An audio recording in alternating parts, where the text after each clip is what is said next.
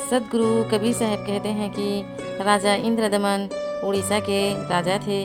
उनके शासनकाल में वे राज्य का सब कार्य न्याय युक्त पूर्ण तरीके से करते थे। द्वापर युग के अंत में जब श्री कृष्ण ने प्रभात क्षेत्र में शरीर त्यागा, तब उसके बाद राजा इंद्रदमन को स्वप्न आया। स्वप्न में श्री कृष्ण ने उसे ऐसा बताया कि तुम मेरा मंदिर बनवा दो। हे राजन, तुम मंदिर बनवाकर मुझे स्थापित करो, तुम्हारे पास मैं इसी कार्य से आया हूँ। इस प्रकार जब राजा ने स्वप्न देखा तो उसी क्षण मंदिर बनवाने का कार्य शुरू करवा दिया। मंदिर बना, उसका सब काम पूर्ण हुआ, परंतु तभी समुद्र ने आकर मंदिर समेत उस स्थान को डुबो दिया। फिर जब मंदिर को बनवाने लगे, तब समुद्र क्रोधित होकर उस ओर दौड़ा। क्षण भर में समुद्र ने दौड़कर मंदिर को दोबारा डुबो दिया। मंदिर को 6 बार बनवाया गया, परंतु समुद्र ने हर बार दौड़कर उसे डुबो दिया। राजा इंद्रदमन मंदिर बनवाने के लिए सब उपाय करके हार चुके थे, परंतु समुद्र के कारण जगन्नाथ का मंदिर नहीं बन पाया। मंदिर बनाने तथा टूटने की यह दशा देखकर कबीर साहेब विचार किए।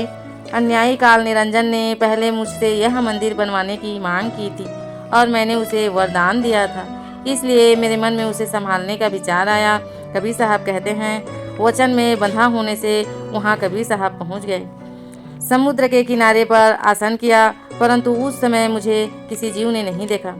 उसके बाद मैं पुनः समुद्र के किनारे आया हूँ और वहाँ जाकर चौरा निवास स्थान बनाया।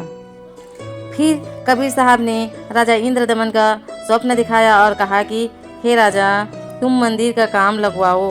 हे राजा, अब मंदिर के बारे में यह शंका मत रखो कि समुद्र उसे गिरा देगा। मैं यहाँ इसी काम के लिए जगन्नाथ का मंदिर बनवाने आया हूँ।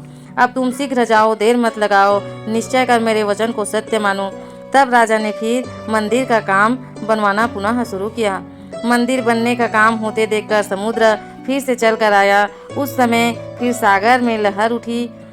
लहरों ने क्रोध धारण किया। इस प्रकार लहराता समुद्र उमड़ कर क्रोध में आता था कि वह पुरुषोत्तम जगन्नाथ का बनता हुआ मंदिर बनने ना दे। मरते हुए समुद्र की ऊंची लहरें आकाश में जाती थी और समुद्र कबीर साहब जी के निवास स्थान के समीप गया।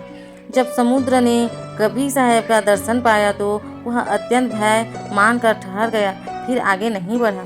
सदगुरु कबीर साहब कहते हैं कि तब ब्राह्मण रूप धारण कर समुद्र कबीर साहब के पास आए। उन्होंने उनके चरणों का स्पर्श कर प्रणाम किया और बोला कि मैं आपका रहस्य नहीं समझ पाया। हे स्वामी, मेरा जगन्नाथ श्री कृष्ण, जो कि द्वापर युग के अंत में अवतार कहे जाते हैं, इससे पूर्व त्रेता युग में श्री राम अवतार हुआ, जिसमें समुद्र से उनका बैर भाव हुआ। पुराना बैर है, इसलिए मैं यहाँ तक आया हूँ। आप मेरा अपराध क्षमा कीजिए।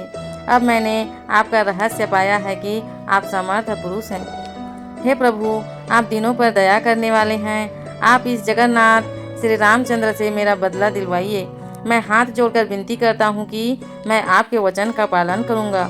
जब श्री रामचंद्र ने लंका देश को गमन किया था तो वे मुझ समुद्र पर पुल बांधकर पार उतरे थे। जो कोई किसी दुर्लभ पर आकर कुछ बलपूर्वक करता है तो समर्थ प्रभु उसका बदला अवश्य दिलाता है।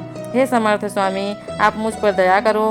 मन की जानने वाले हे अंतर्यामी, मेरी बात सुनो, मैं उससे बदला अवश्य लूँगा।